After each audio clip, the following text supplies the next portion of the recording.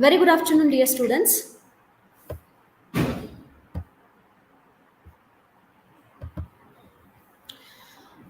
We were discussing about the concept of trade union act in the previous class, right? Let me continue with the other legislative labor legislation act, that is Industrial Dispute Act of 1947. Okay. Let us understand what is this industrial dispute and why this Industrial Dispute Act is came into force, to whom it is applicable and all.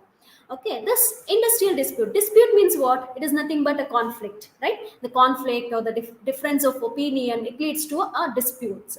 So here, with respect to the industry, the disputes with respect to the industry which arises due to the conflict or difference of opinion between the management and the workers relating to the terms of employment is called as industrial disputes.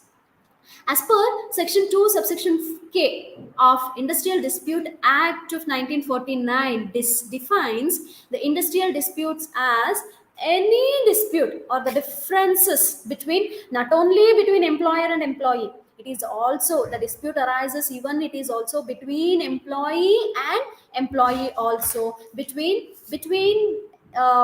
workers, that is worker and workers, between employer and employee, and between employers and workmen, which is relating to the conditions or terms of employment, is called as industrial disputes. Why this industrial disputes arises? This dispute arises due to the conflicts of opinions, difference of opinions. So what happens if this dispute occurs? When industrial dispute occurs, definitely it leads to a conflict. One, both the parties of the organization pressurizes each other. Both the parties pressurize each other. The workmen may demand the management in different ways, in a strong way, to fulfill their needs. And on the other hand, the management of the organization or the owners or the employees of the organization may pressurize the employees either to leave the organization or simply to work in the organization, right? So like this kind of conflicts or the differences of opinion creates industrial disputes. What happens if industrial disputes happens or occurs?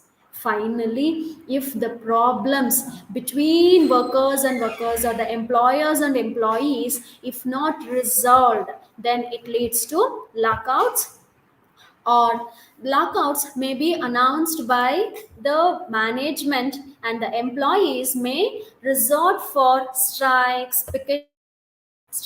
picketing, or garage.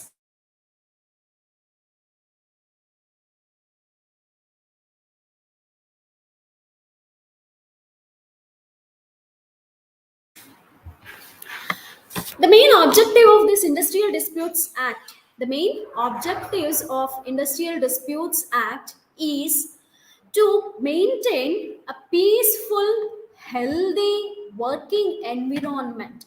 This can be solved or resolved through the dispute settlement mechanism set up by the government through negotiation. By negotiation, what happens? We say negotiation in the sense, we say there is a zero sum game. What is this zero sum game means? Benefit for one person will be the loss for other person. Suppose, take an example, we go to a market or a shop to purchase anything. We being a customer, what we do? We bargain with them, right, to reduce the prices and to get a quality product. What happens if we bargain? The shopkeeper or the seller may refuse to give the rate what we are demanding for. But when they agree to give a product at the at the price what the customer demands, then who is a winner here? The winner is a customer. On the other hand, who is a loser? The party, the seller, will be losing his in the game, right? So benefit for one person will be lost for another person. This is called as zero sum game. Actually, there are four different alternatives of zero sum game here. One is the negotiation strategy here. One is win-win strategy, win-lose strategy, lose-win strategy, and the last one is lose-lose strategy. Under the win-win strategy, where both the parties with the mutual understanding, with the mutual understanding, they both the parties will gain each other. Means with the negotiation, with the negotiation, with the mutual understanding, with the good cordial relationship, both the parties agree for the demand. Even the management also agree for the demand, even the worker also, with mutual understanding, they agree for the negotiation. That is called as win-win strategy. And win-lose strategy is when management is not agreeing for it, and the management is restricting for everything, he's regulating and exploiting the workers, then the management is winning in this strategy, whereas the weaker section of the workers will be losing. On the other hand, when management is not able to win, or not able to maintain with the negotiation, when the customer, or I'm sorry, when the workers are demanding to fulfill their needs, when the workers are demanding strongly to fulfill their needs, it is very difficulty for the management to continue in the smoother manner with the cordial relation. So in that situation, the management will be losing and the workers are winning here. And the last strategy, both the parties may not, if both the parties do not agree each other, then the both the parties will be losing there. What happens then? Both the parties are not with their understanding, when they are not going for mutual resolving through mutual coordination, then what happens? Definitely the management may go for lockouts. What is mean by lockout here? Is it the complete permanent close down of the business? No, that is called as winding up or liquidation. But when the company is going for temporary closing down of the business, that temporary closing down of the business is called as what? Or the company is called as lockout. The management for the time being, they will close down the organization. On the other hand, the workers also may go for strikes and picketing or garage. So they may stand in front of the organization, they may not leave the other workers or the management to work. So that is the concept is called as picketing. So they give trouble, disturbance to the organization, to the management, to the employees to work, when until they fulfill the demand, until their demand is fulfilled. Okay, so this is called as picketing. Okay, so this is about Industrial Disputes Act.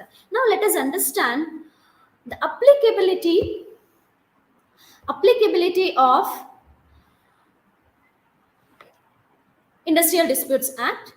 This Industrial Dispute Act in India, it is applied to all the states of India, whole India it is applicable, and also it is applicable to industrial establishment. It is also applicable to all kind of industrial establishment who are carrying their business, trade, manufacture and distribution of goods and services. So here this is not only applicable for a particular organization or a particular sector, like manufacturing sector, service sector, and also even medium and small kind of business organization, the agencies, the traders, retailers and wholesalers.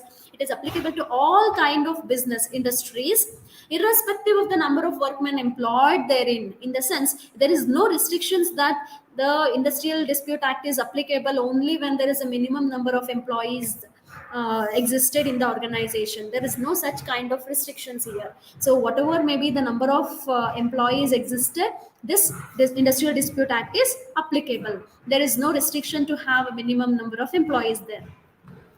Then every person employed in an establishment, in an organization, in an industry, for hire or reward, including including it is applicable to whom? Contract labor, apprentices, and part-time employees to do any manual, clerical, skilled, unskilled, technical, operational, or supervisory work.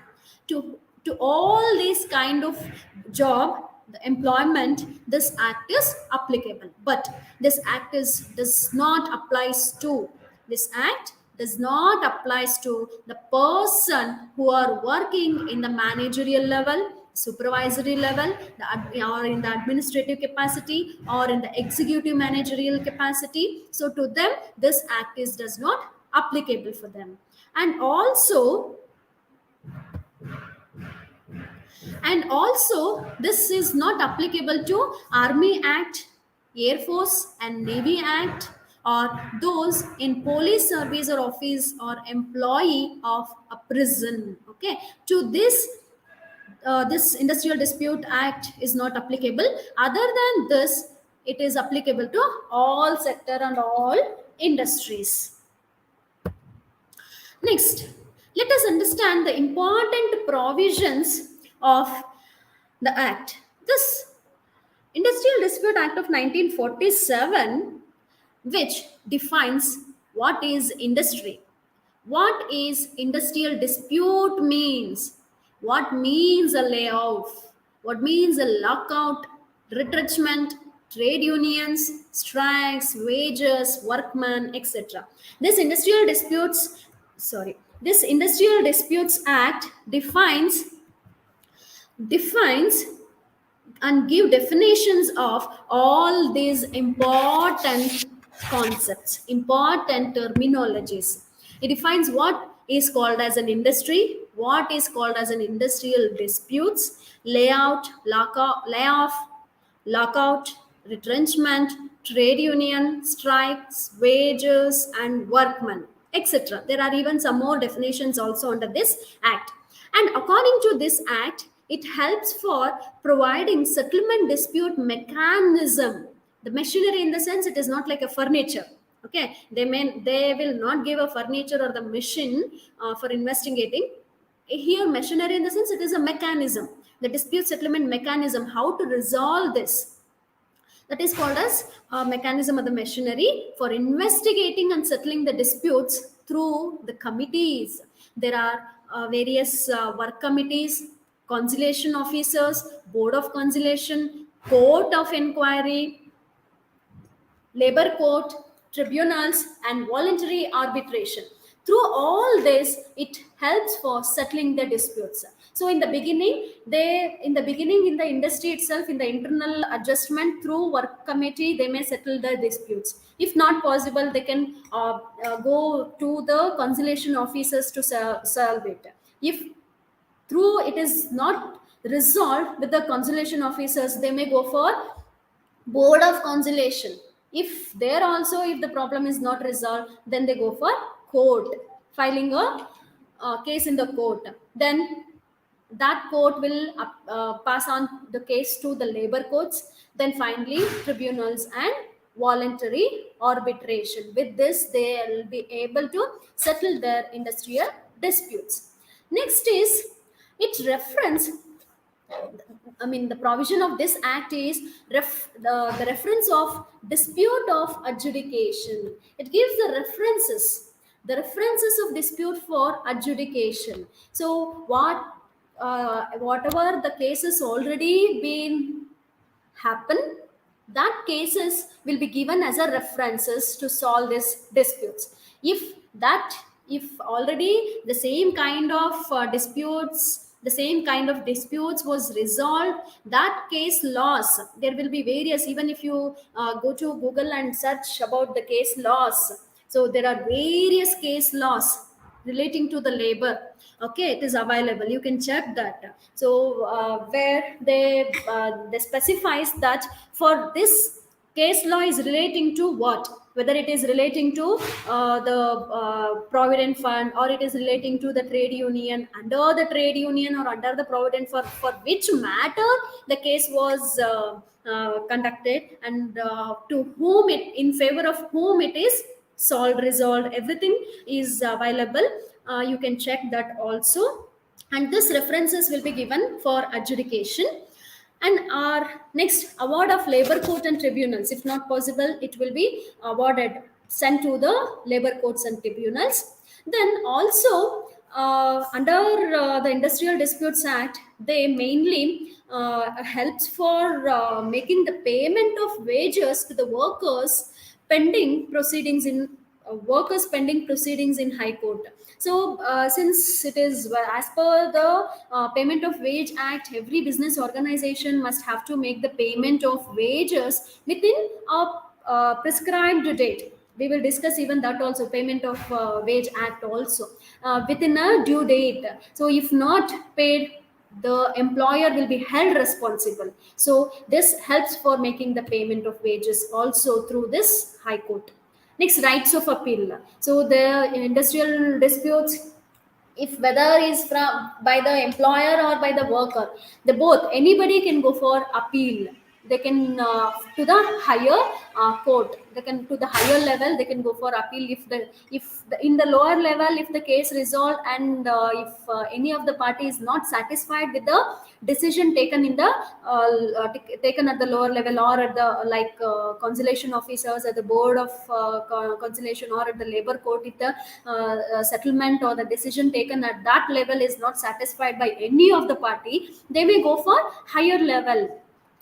By going for a higher level, they can settle, they can solve their issues. Next, notice of change in terms of in the employment condition. So even if permitted according to the act, it helps for changing the terms of employment. So the organization, there will be an employment agreement at the time of entering into an organization as an employee. The organization gives an offer letter, employment agreement, and there will be in the beginning in some organization, especially the medium and large scale organization, they give probationary. They give probationary period. After the probationary period, they regularize based on their performance, right? So there will be an employment agreement definitely. So the offer letter, what we say there, there will be a terms of conditions they specify for doing work in the organization, or at that the benefits are available to the employees in the organization, or if the employee want to change or leave the organization, what the procedure they have to follow, everything, all the details of terms and conditions will be mentioned in the employment agreement. So if possible, if there is a necessity, the court or according to the act, they issue notice for for changing the employment agreement. Next, strikes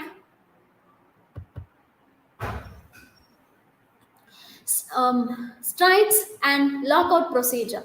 So according to the act, here they also give the procedure for strikes and lockout without taking a permission from the higher authorities, or without taking the permission from the government level. According to the Industrial Disputes Act, no parties can go for lockout, strikes, or any kind of get off etc procedure. They should have to follow all the legal procedure for fulfilling this, either strikes or lockout. Next, layoff.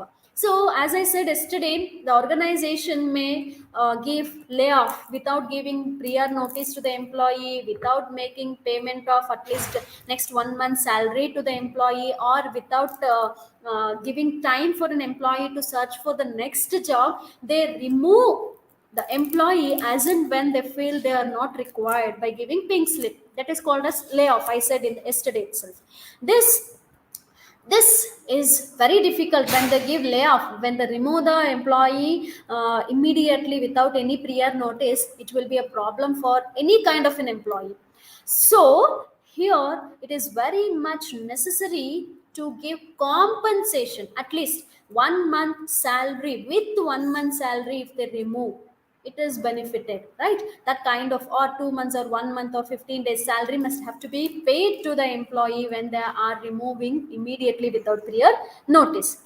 Even retrenchment compensation also, when the employee, though the employee is working for an organization for a longer period, and when he is a permanent employee also, there will be because the management do not care when they feel that they are required for an organization, they continue them. If they feel they are not required for an organization, they remove them as and when it is not required for them, right? So this happens. So for them, they have to make the compensation. Next, compensation to the workmen in case of transfer of undertaking. Say when there are when the employees have been transferred from one place to another place of the same organization, like within a locality or between the states or even out of the country, they must have to pay some compensation for them for transferring the employees from one place to other place, because they have to set up their family, right? Set up their uh, for they have to make their arrangement for setting up of their to leave their livelihood, right? So for they have to arrange for home house, then they have to search for educate school etc for their children. Like there will be so many problems arises when immediately when the employees have been transferred from one place to other place, so for which the organization must have to pay some compensation for that. Next, closure procedure. See, even though the management means management or the employer, they are the owner of the business, and when they are invested capital, they are enjoying the on autonomy, they are enjoying their power, they are enjoying the profit of the organization. It doesn't mean that they can close the business when they feel to close. There is a procedure, because there are many employees who are depending on them, on the employer, right? They are working for the organization from so long years, they are working for the organization. Then when they are working for the industry, it is responsibility of every management or the employer to concentrate on the stakeholder, like very importantly employees. So why? Because here who are called as employee. So earlier the employees were neglected, but now it is not the case. All the employees are called as human resources of the organization. Even you might have understood in the what in accounting, you might have studied in the first year of your accounting subject, where there is a one subject called human resource accounting. Human resource accounting, right? What it human resource accounting, why it is required to account human resources? Nowadays all the employees are called as human resources. They are the resources, one of the very important resources of the organization. Without the employees, if it is a very small business like kirani shop, they may not require employees. When they even want to go for an expansion, they need an employee. Without employee, only the management or the family member cannot run for a longer period. Even if they run for a longer period, they cannot able to survive at this present modern market, right? It is very difficult. So at least either skilled or unskilled laborers are also required, right? So this human resource employees are very very important resources of the organization. So nowadays the organization call them as what? They are the asset, human asset of the organization. So for which they are the one who are contributing their ideas, knowledge. They are sharing their views, and they are working for an organization for the development of the industry. So for which, even on the other hand, the organization also must contribute some rewards for the human resources, right? So it is very much necessary. When this human resources are considered as an asset of an organization, so it is the very much necessary for an industry to give the benefit what they need, right? To provide the benefit what they are expecting.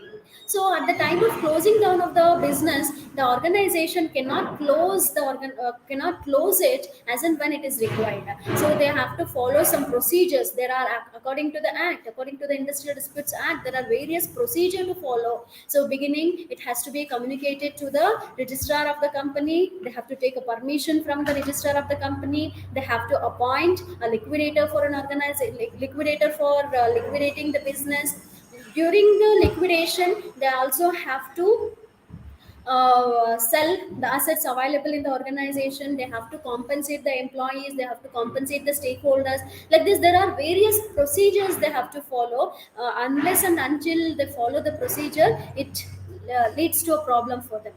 Next is reopening of closed undertaking.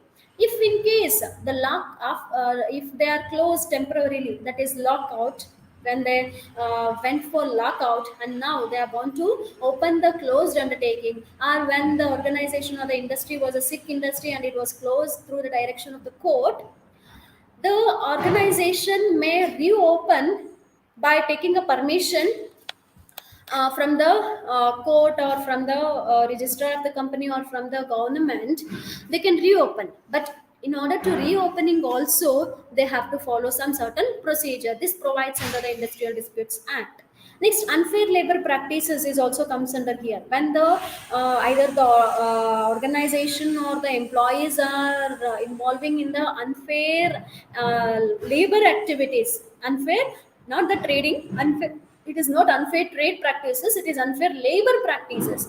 When the organizations are not paying regular wages, regular salary, when they are not making the promotions, or when they are not considering the employees, when they are not providing the good environment, all these are called as, when they are making more and more profit by utilizing the employees, but on the other hand they are not rewarding the same to the employees, then it is a called, then this called as unfair labor practices. So this unfair labor practices must have to be solved, for which will this in case if there is any unfair labor practices, the fine or penalties will be imposed according to the act. Recovery of money due from employer. If there is any money due from the employer, it has to be recovered. How to recover? When the employer is not paying money, then how to recover this? What was happening actually earlier, according to earlier, relating to the provident fund, I'm just giving an example. After, when the employee leave the organization, and when employee who, left the organization, then it was very difficult to claim the provident fund amount which was deducted when he was working. So because complete control was in the hands of employer, where they were have to had to sign for application, they had to submit the application from the employer side only. There was lots of problems for an employees. The more majority of the employees were faced this kind of provident fund issues when the employee left the organization. So it is you might agree for this, whenever we will be in the organization, whatever kind of work we do, however we completely involve for the development of the organization, even during our existence, the employer or the management may support us, may appreciate us, but as in when we left the organization, they may not concentrate on us, because they are only concentrate on the one who are benefited for them, right? So that was a problem where the employees who left the organization were facing, but now it is not the case. After considering all these kind of issues, the provident fund authorities or the government came into amendment came with an amendment, amending the employee after leaving the organization need not to go to the employer to get signature or certification from the employer. They are the applications what for the claiming the provident fund need not sent by the organization. it can be voluntarily by the employees with only the employment, I'm sorry, what provident fund number. They can submit the application by filling themselves with the self certification, I mean self attestation. They can submit the application in the provident fund, and within very short period they can able to claim that provident fund. There is no linkage now between employer and employee to claim the provident fund amount. This kind of various amendments are coming out in order to protect the exploitation from the employers. Okay, like this, any penalties for unfair trade practices, it is according to the act is imposed, and rights and obligations of the employees, whatever the rights of an employee, obligation of an employee, can be fulfilled in a smoother manner, and it is according to the provisions of Industrial Disputes Act. Now let us move to the other important act is Payment of Wage Act. Payment of Wage Act of 1936. Payment of Wage Act of 1936. This Payment of Wage Act, the name itself is suggests it is relating to what? Wages, right? So it regulates the payment of wages to certain classes of persons employed in industry, and its importance cannot be underestimated. So according to this act, which helps for getting the payment from the organization, and also it helps for like when what happens when the organization they give employment, right? Employment opportunity for the employees. There are actually two different kinds of employment. One is in underemployment and no employment. No employment and underemployment. No employment means what? There is no job, right? Underemployment means what it means? Can you share your ways? What is called as underemployment?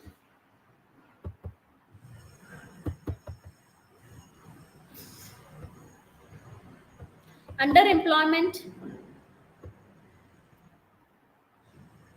Yes, I'll share the question paper to you also. Don't worry, just listen the class. Okay.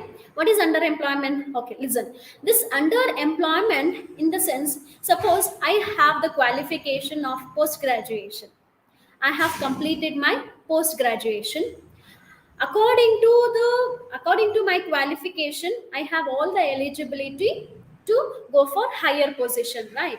But what happens, this was a case where I have seen 2 years back, even before COVID, only 2 years back, the PhD holder was applied for SDC, not even FDC, SDC post in in North India, in one of the state in North India.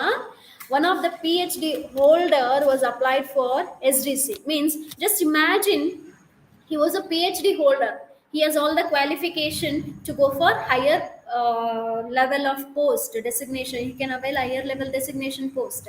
But due to there is a very less and limited employment opportunities, they are feeling that instead of having no job, they can at least have some job even with low grade also. So that is what the organization will do. When the organization, when there is no vacancies, or when they feel it is not possible to give a higher position, they may, post graduation, or if for a degree level candidates, they may give a post like attender or a clerical level. So this kind of job is called as what? Employment is called as underemployment. They are underestimating the eligibility and the qualification and the talent of the candidates. That is called as underemployment. This is restricted or regulated according to the Payment of Wage Act, and this act guarantees the payment of wages on time.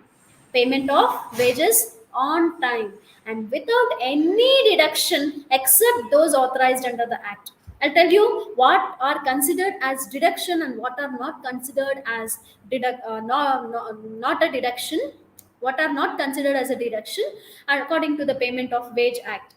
So you will be knowing, since you are most of you are working, you will be aware of the deductions, right? Whenever the employer paying the salary, they may give they may deduct some amount, mainly professional tax. For all kind of employment, professional tax is also called as what? Employment tax. For all kind of employment, they deduct professional tax, yes, professional tax.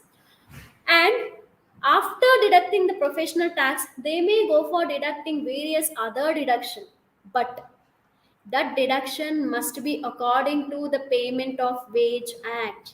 According to what? Payment of Wage Act. So that is according to the authorized act. The act also provides for the responsibility for payment of wages, fixation of wage period, time and mode of payment of wages, and permissible deduction as also casts upon the employer. Okay, look at here. This act provides for the responsibility for what? For payment of wages. This, according to the act, the payment must wages must be paid in time, right? And fixation of wage period. So whether to make the wages on daily basis or on monthly basis or a yearly, not yearly, fortnightly, like 15 days, like that, it is according to the act. It says that has to be fixed.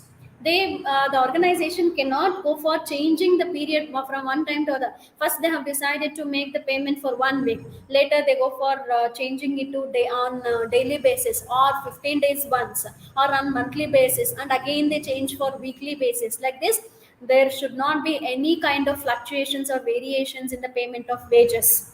Whatever it is fixed, like weekly basis means every week they must have to make the payment. And even it said, according to the wage of Payment of Wages Act also, that how to make the period of making the payment.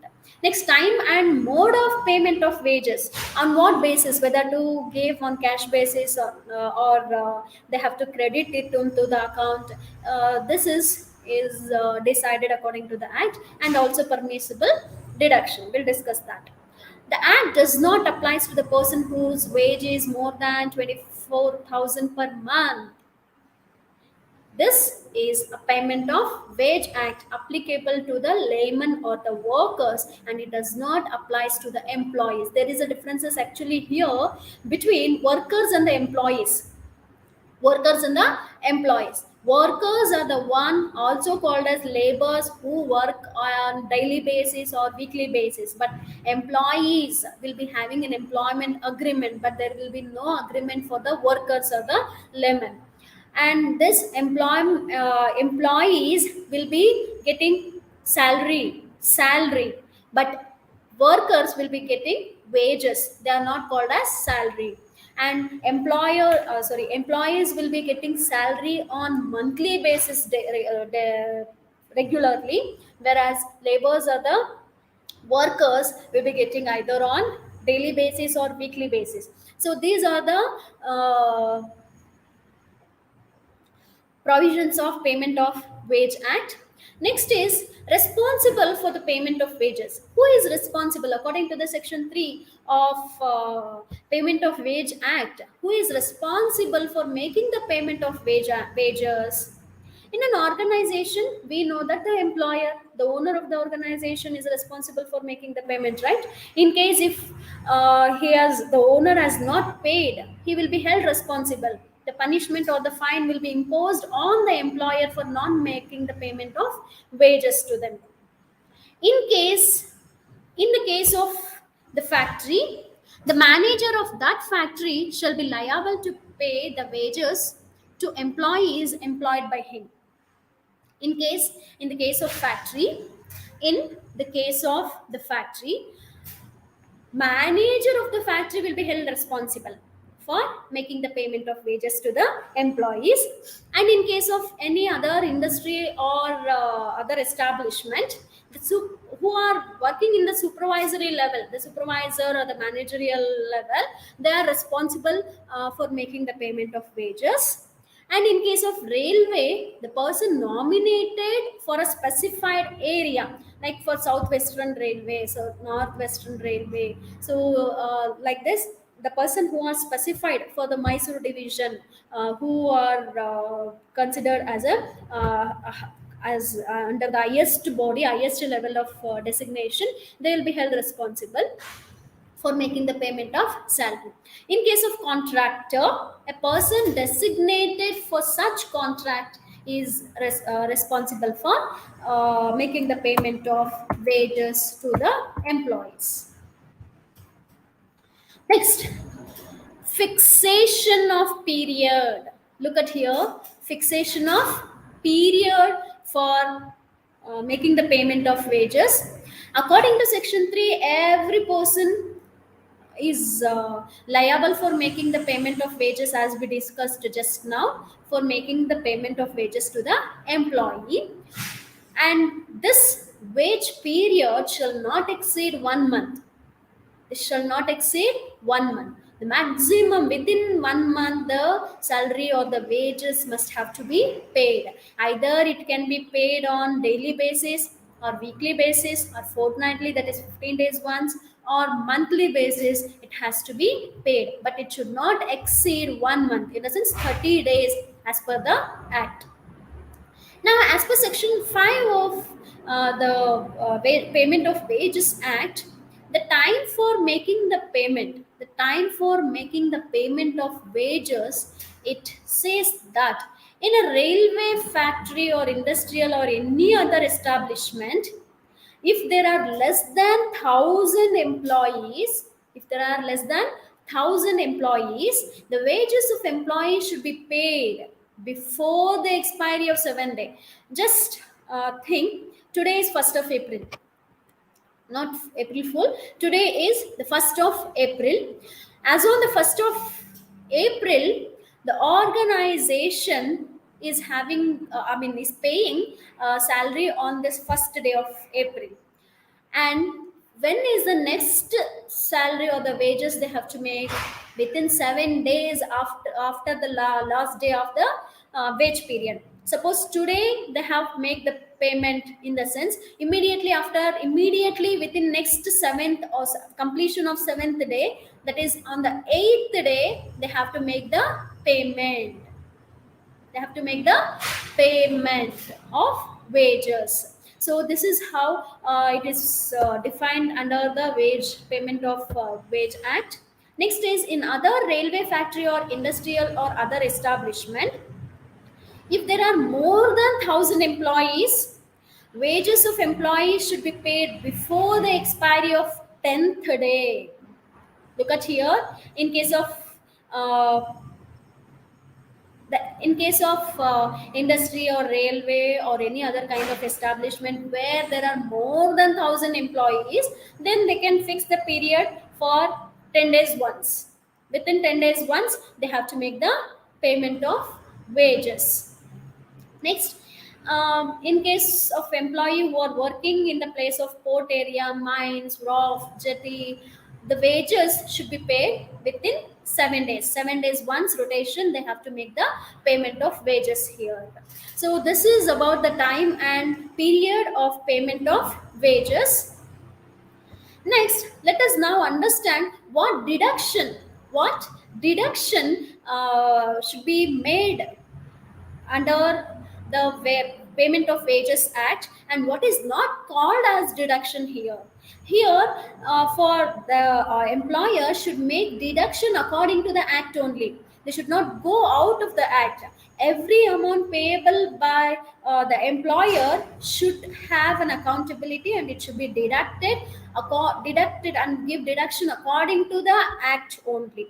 And whatever the amount paid by the employee to his employer, look at here, whatever the amount paid by the employee to his employer is called as what? Deduction. In the sense, In the deduction, suppose the employee has to pay provident fund amount, professional tax amount. Is the employee directly going and paying this amount of provident fund individually to the provident fund authorities, individually to the insurance authorities, individually to the professional tax authorities? No, right? To whom the employee is paying? The employee is paying to the employer, because employer is responsible for deducting that. And that employer within the due date must have to be credit this or deposit this amount of deduction to the concerned authorities within the due date. So whatever the amount paid by the employee to his employer is called as deduction. And what is not called as deduction here? Look at here, stoppage of the increment of employee. This is not a deduction. When the employee is not, when the employee stops his increment, not given an increment on time, then it is not called as what, deduction. Next, stoppage of the promotion is also not as a deduction. And stoppage of incentives for lack of performance by the employee is also not a deduction. Demotion or suspension of the employee, this kind of an action should be taken by the employer, should have good and sufficient reason. They must have to provide why they have demoted the employee, why they have stopped the increment, why they have suspended the employee, why they have not given incentives or the promotion to an employee. So for all this, the employer should have the reason. When the authorities visited the or visited the organization for inspection, they should have all kind of reasons with them, the sufficient or the good reason with them. Look at here, this is called as deductions under section 7 subsection 2. Deduction made by the employer should be in accordance with the payment of wage act only, and these are considered as a deduction. What are these as a deduction? Fine is called as deduction. Deduction for absence from duty. I have taken leave, means leave is not considered as an absence, right? I have completed all the leaves available in the organization, but now after completion of the permissible leave, then also I have went on LOP, loss on pay, right? Loss of pay, that would be considered as an absent. So when there is no leave available, then that will be called as an absent, and that is deducted. Okay, next is deduction for damage or one second.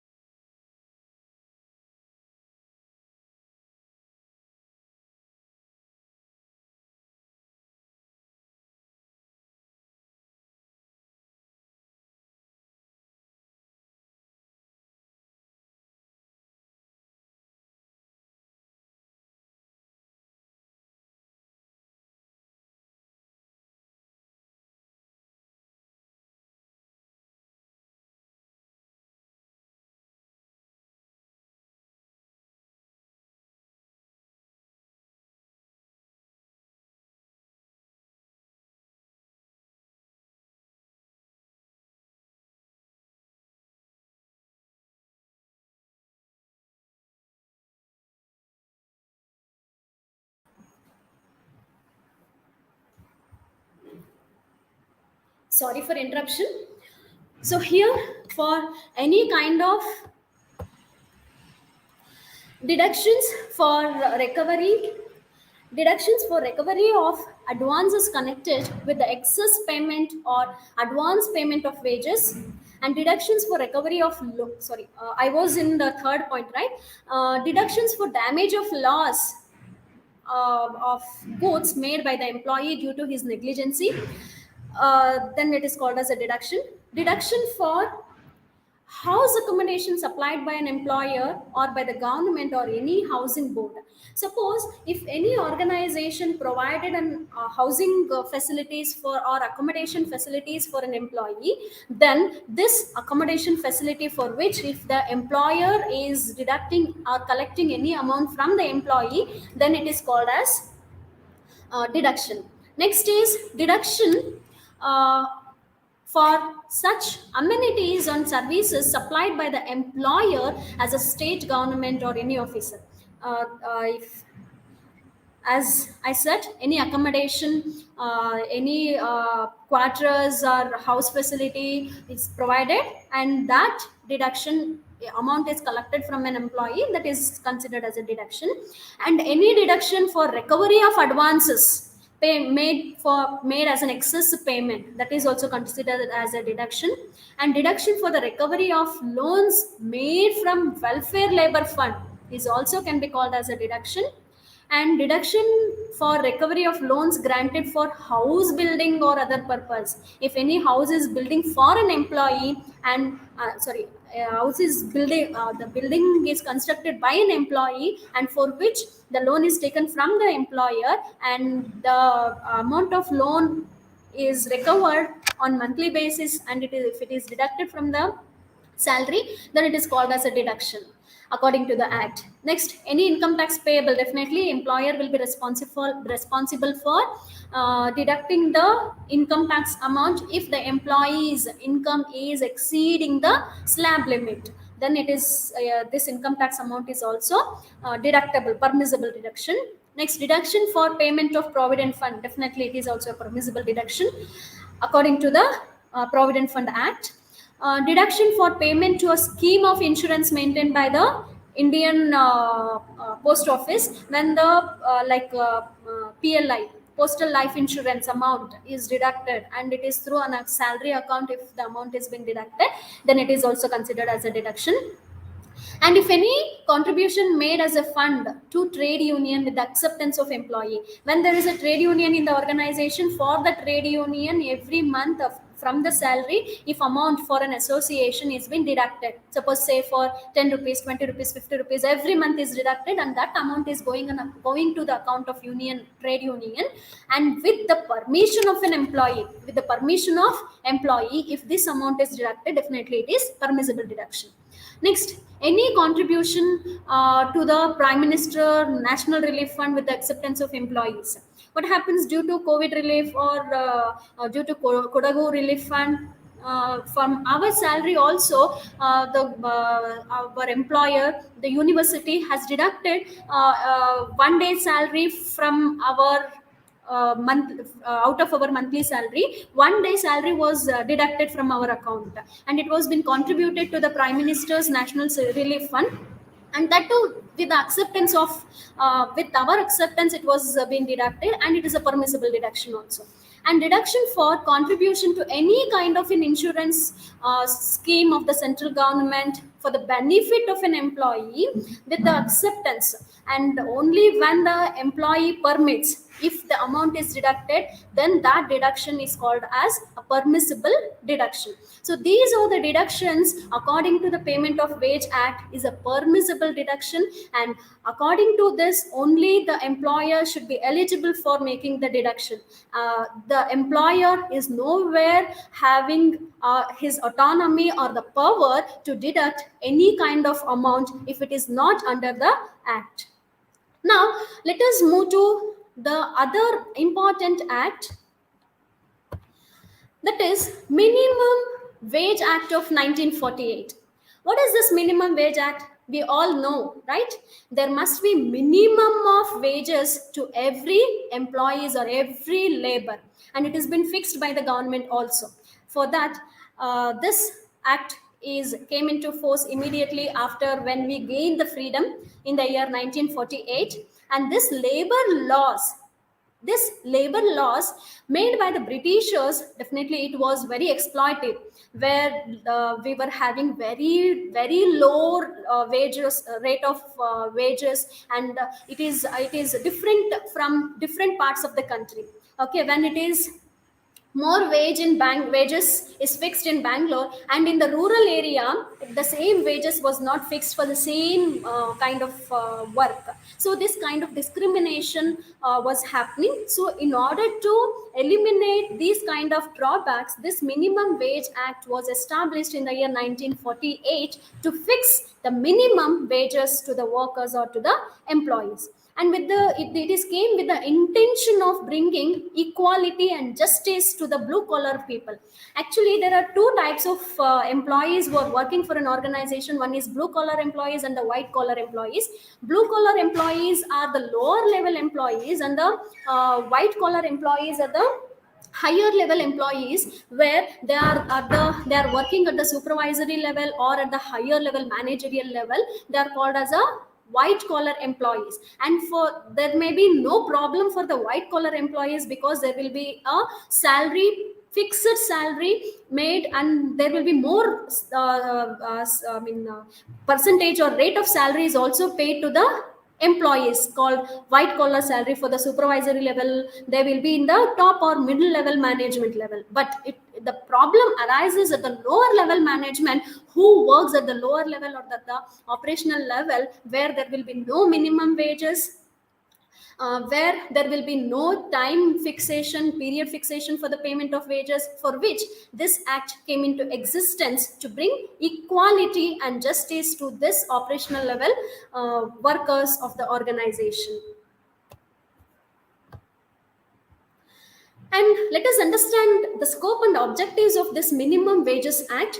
This act came into force to protect, to safeguard the employees by providing the physical necessities in the sense good working environment, the proper health and comfort, with the proper health and comfort, in the sense when they have a good working environment in the organization, definitely they feel happy to work for an organization with comfort.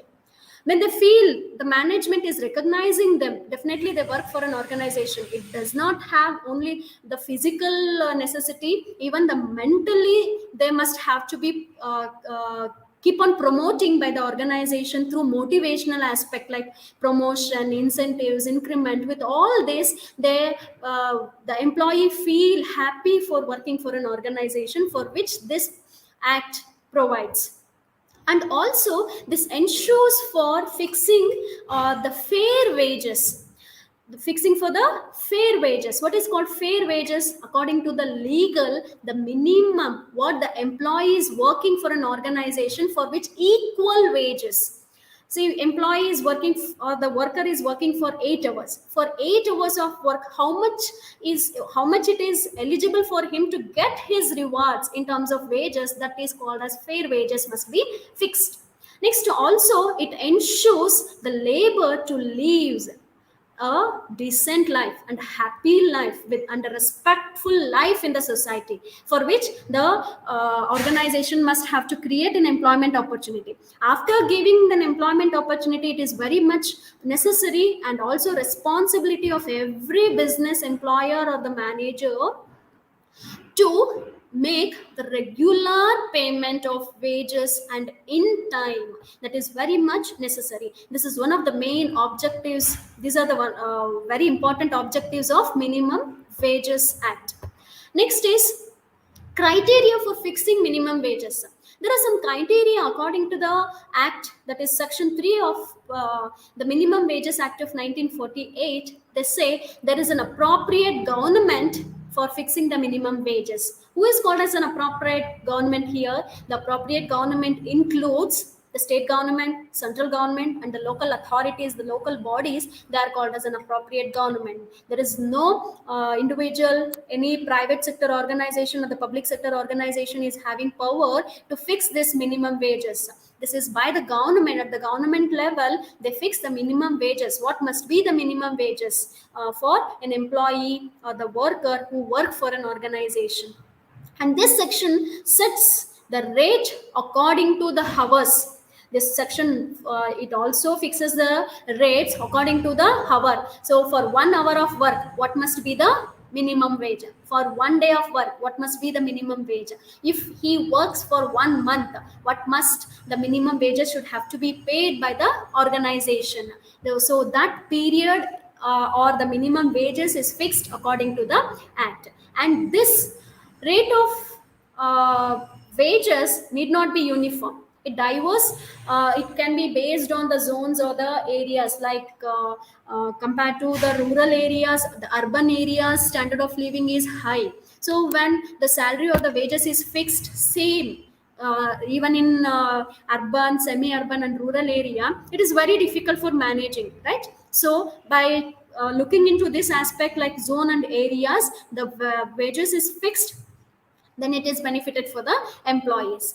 So we can look into the statistics here. Presently, the minimum wage act is minimum wage for the worker per day, that is for 1 day it is 178 rupees. For 1 day it is 178 rupees. That is approximately, it leads to 5340 rupees per month. This is the minimum wages. More than this, the employer may pay more than this. According to the act, minimum of 5340, that is 178 rupees per day, must have to be paid. And it is also estimated that by the end of 2022, this minimum wages per day may reach to 190 rupees, according to the estimation. Expectations of trading economics global macro models and analysis, they are expecting to have minimum of 190 rupees by the end of 2022. Next is minimum wages should be fixed according to this criteria. What must be the minimum wages should be fixed according to the act of minimum wages? There are actually, it is classified into three main categories. One is time rate, piece rate and overtime rate. So what is time rate? If suppose the worker or the employee is working on hourly basis, if he is working on hourly basis, so how much the minimum wages must have to be paid? Suppose, take an example, in the educational institution, we invite a guest lecturer, we invite the professors from other various institution for delivering the lecture to our students or to the teachers. Then we fix the time, we fix the remuneration for them on hourly basis, that is the time rate per hour for their for the delivery of lecture by the expert. We pay some amount for them on hourly basis. Like that, if any organization is fixes the wages on hourly basis, they must have to pay based on the number of hours they have worked in the organization. Next is piece rate. So this piece rate mainly is applicable in some industries or self-help groups for making any handcrafts, handiworks. There it is applicable, this piece rate for 1 unit of, if they complete or processed 1 unit of product, for 1 unit they will be given with minimum amount for completion of 1 unit of product. For suppose the organization or the seller marketing manager has given an employment for the workers to package, to make the package of the products. If they pack 100 products, they will be given with some amount. If they pack more than 100 products, for individual, for each product they will be given some amount. That, like this, on piece rate, that is on individual product, completion of an individual product and pieces of work, they will be fixed with the minimum wage, that is called as piece rate. And overtime, as you know, over and above the normal working hours, if any employee works in the organization, minimum, as per the constitution only, we have a minimum wages. sorry, minimum working hours, that is 8, right? 8 hours is a minimum working hours. More than 8 hours, if the employer takes work from an employee, for that overtime wages, overtime salary should be paid by the organization. So this is called as overtime rate. This is a minimum rate for the overtime work done by the employees of the organization. So these are the three different types of rates are fixed according to the act. Okay, now I'll conclude the session. Further I'll continue in the tomorrow's class. I need to mention here, see, the subject of labor law is been taken by me due to some technical reason. Naveen sir could not able to take the handle the class, so I'll complete the entire labor legislation uh, paper is covered by me. If you have any doubts relating to this, you can share in the chat box during the class hours. Even you can share in the Telegram group also. Okay, now I'll conclude and further I'll continue in the next class. Thank you very much.